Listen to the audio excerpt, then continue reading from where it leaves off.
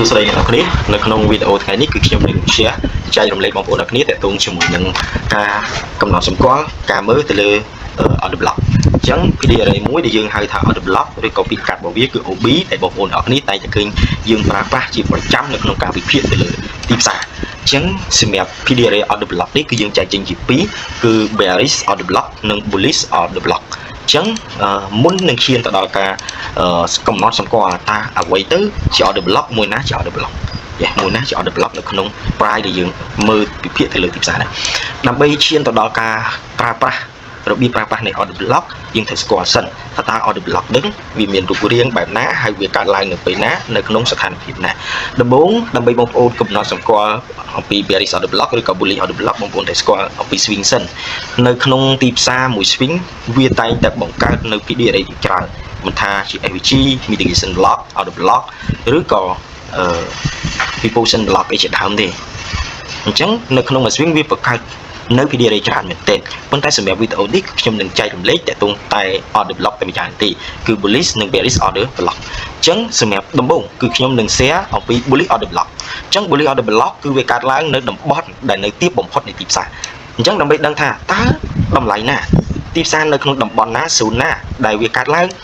នៅ bullish order block ជាតំបន់ដែលតម្លៃទាបទីជំហានដំបូងត្រូវស្គាល់ពី swing យើងត្រូវចាប់មក swing ផ្សារដើមមក swing នេះបងប្អូនត្រូវគប់មក swing នឹងហើយត្រូវចាប់តម្លៃទាបតម្លៃខ្ពស់ឬក៏តម្លៃ premium discount បងប្អូនត្រូវស្គាល់អំពីតម្លៃ premium discount តម្លៃ premium គឺជាតម្លៃ high តម្លៃដែលនៅខ្ពស់បំផុតតម្លៃ discount ជាតម្លៃដែលទាបតម្លៃដែលស្ថិតនៅតម្លៃដែលទាបបំផុតនៃទីផ្សារអញ្ចឹងឧទាហរណ៍ថាខ្ញុំចាប់មក swing ប៉ុន្តែផ្សារដើរក្នុងទំហំលំហូរក្នុងមួយ swing បែបនេះណាបងប្អូនលំហូរមួយ swing បែបនេះណាអញ្ចឹងមួយ swing បែបហ្នឹងយើងអាចចាប់បានថាអូតម្លៃ low ទាបបំផុតគឺនៅត្រង់ចំណុចនេះខ្សែបន្តប្រហោហ្នឹងណាអញ្ចឹងបងប្អូនឃើញផ្សារស្រាប់តែវាចុះនៅក្នុងមួយលំហូរហ្នឹងមកចុះក្នុងមួយលំហូរហ្នឹងបងប្អូនមួយលំហូរហ្នឹងបងប្អូនឃើញនៅ candle មួយ single candle មួយនេះដែលនៅតម្លៃទាបបំផុតដែលមានចុង wick ឬក៏ shadow ដែលយើងហៅថា shadow ឬក៏ wick ឬក៏ខ្សែទៀនជាដើមបងប្អូនហៅថាបកគោទៀននេះជាដើមទៅប៉ុន្តែគាត់ថាយើងទៅចាំថានេះជាចុង wick ដែលមាន wick វែងជាងគេនៅតម្លៃទាបជាងគេបង្អស់នៃ candle ផ្សេងៗដែលវាកំពុងធ្លាក់ចុះបែបហ្នឹងណាហើយក៏មានសញ្ញានៃការកើនឡើងទៅលើវិញបែបនេះណាមួយដើមឬក៏ពីរដើមបែបនេះ single candle មួយហ្នឹង candle មួយនេះគេហៅថា bullish order block ណា candle មួយដើមហ្នឹងបងប្អូនគេហៅថា bullish order block អញ្ចឹង bullish order block គឺកើតឡើងនៅក្នុងតម្លៃទីផ្សារដែលទាបបំផុតណាតម្លៃ low ហើយភាគច្រើនយើងចំណាំឃើញថា candle order block គឺកើតឡើងបន្ទាប់ពីផ្សារមាន stop hand ណាវាចុះមកចាក់ wick ដល់នេះបិទនៅតម្លៃខាងលើហើយមានទីផ្សារម្ដងទៀតគឺវាបង្កើតជា bullish វិញមានន័យ bullish candle ទៅលើវិញអានេះគេហៅថា bullish order block ហើយវាចុះមក clear low នៃ candle នេះហើយក៏បិទនៅលើ low ហ្នឹងហើយនេះគេហៅថា stop hand ឬក៏ពីច្រើនគេហៅថា stop hand តែកន្លែងនេះគេហៅថា stop hand អក្សរកាត់របស់វាគឺ SA នេះហើយវាមិនមែនសុទ្ធតែកើតឡើងorder block ហ្នឹងគឺមាន stop hand ទាំងអស់ទេនេះបងប្អូនមិនមែនថាសុទ្ធតែត្រូវតែមាន stop hand ទេពេលខ្លះទៅក៏វាមិនមាន stop hand ដែរណាក៏វា work ទៅដែរគ្រាន់តែថាពេលដែលចុះមកបែបហ្នឹងមានន័យថា candle ទី2នៃ candle ក្រោមគេនេះវាចុះមក clear low clear wick ហ្នឹងហើយវាបិទនៅលើបិទ body នៅខាងលើនេះបិទនៅខាងលើហ្នឹងជាម្ដងទៀតជា bullish ឡើងចំណុចហ្នឹងហើយគេហៅថា bullish order block ហើយ bearish order block គឺជា order block ដែលកាត់ឡើងនៅតម្លៃលើតម្លៃខ្ពស់ជាងគេបង្អស់នេះឧទាហរណ៍ថាផ្សារកំពុងតែឡើងទៅនេះបងប្អូនកំពុងតែឡើងទៅបែបហ្នឹងបងប្អូនឧទាហរណ៍ណាស្រាប់តែមាន candle មួយដើមបិទដូចគ្នាអញ្ចឹងហើយមាន stop hand ដូចគ្នាអញ្ចឹងដូច bullish order block ដូចគ្នាអញ្ចឹងអាហ្នឹងគេហៅថា bearish គេហៅថា bearish order block អញ្ចឹង candle មួយដើមដែលជា candle bullish បិទនៅតម្លៃខ្ពស់ជាងគេមាន wick វែងជាងគេហើយក៏បិទ body បិទខ្លួនរបស់វាហ្នឹងនៅក្រោមនៃ wick candle បន្ទាប់ហ្នឹងណា candle មុនហ្នឹងអញ្ចឹងហើយក៏មានសញ្ញានៃ candle បន្ទាប់ហ្នឹងគឺជា bearish ធ្លាក់ចុះបែបនេះកន្លែងនេះគេហៅថា bearish order block ណាបងប្អូននេះគេហៅថា bearish order block អញ្ចឹងសង្ខេបមកវិញ bullish order block គឺកើតឡើងនៅក្នុងទីផ្សារដែលទាបនៅ low កើតឡើងនៅតម្លៃក្រោម candle ដែលនៅក្រោមគេបង្អស់នេះយើងឃើញ candle ចុះមកដល់តម្លៃទាបតម្លៃ low ហើយស្រាប់តែបិទជារូបរាងបែបហ្នឹងបិទនៅលើមានន័យថា body ហ្នឹងនៅលើ wick នៃ candle មុនហ្នឹងបន្ទាប់មកមានសញ្ញាជា bullish ឡើងទៅអានេះហៅថា bullish order block ហើយ bearish order block គឺកើតឡើងនៅតម្លៃដែលខ្ពស់ក្នុងមួយ swing ហ្នឹងតម្លៃ high អញ្ចឹងក៏មានសញ្ញាដូចខ្ញុំបង្ហាញហ្នឹងគឺមានន័យថា candle ហ្នឹងបិទនៅលើគេជា single candle មួយខ្ពស់ជាងគេមាន wick វែងជាងគេហើយបិទ body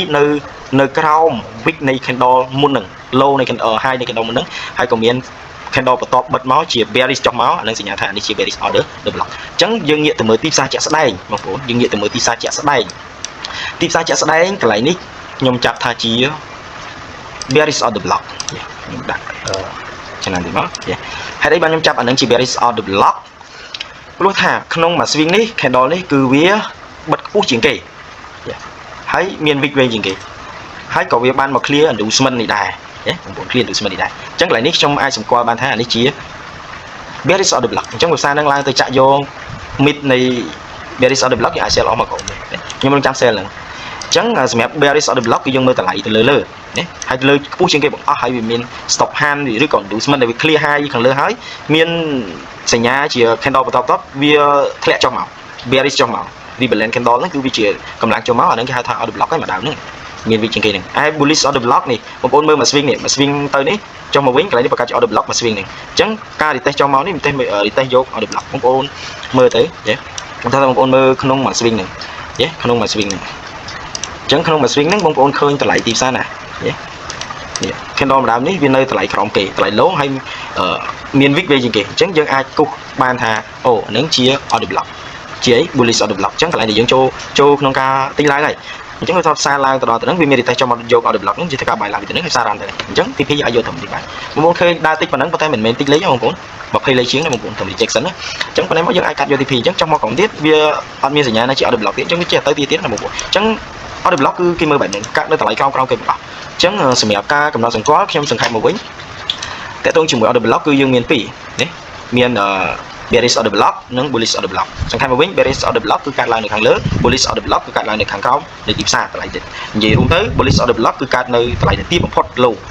មិនថា frame តូចឬក៏ថា frame ធំទេហើយ bearish order block គឺកាត់ឡើងនៅតម្លៃខ្ពស់ជាងគេបង្អស់ឬក៏តម្លៃ high អញ្ចឹងបើមានចង្អុលផ្សេងៗតាក់ទងជាមួយនឹងការកំណត់សម្គាល់ order block នេះបន្ថែមទៀតបងប្អូនអាច contact មកខ្ញុំមកសម្រាប់វីដេអូនេះគឺយើងមានតែប៉ុណ្្នឹងទេគឺយើង share ទូទៅសម្រាប់អ្នកដែលទើបតែចាប់ផ្ដើមសម្គាល់ទៅលើ PD array ណាមួយអញ្ចឹងសម្រាប់វីដេអូនេះគឺជាការចែករំលែកតាក់ទងជាមួយនឹង PD array order block សម្រាប់ព័ត៌មានថែមបងប្អូនអាច contact មកខ្ញុំចង្អុលបន្ថែមបងប្អូនអាច contact មកខ្ញុំអ្វីដែលសំខាន់បងប្អូនដែលចូលចិត្តទៅលើការសិក្សាតាក់ទងជាមួយនឹង strategy តាក់ទងជាមួយនឹងការវិភាគទីផ្សារឬក៏ចំណេះដឹងតាក់ទងជាមួយនឹង forex សូមបងប្អូនជួយចុច like share វីដេអូនេះដើម្បីចែករំលែកទៅដល់អ្នកដទៃដើម្បីជាប្រយោជន៍ដល់យើងទាំងអស់គ្នានៅក្នុង forex industry នេះអរគុណអរគុណច្រើនជាយាមសិក្សារៀនសូត្រឲ្យបានច្រើនដើម្បីកាត់បន្ថយនៅហានិភ័យនៅក្នុងការខាត់បងសាច់ប្រាក់អរគុណច្រើនជួយ like share វីដេអូនេះមួយផងខ្ញុំនឹងចេញនៅវីដេអូបន្តទៀតបាយបាយ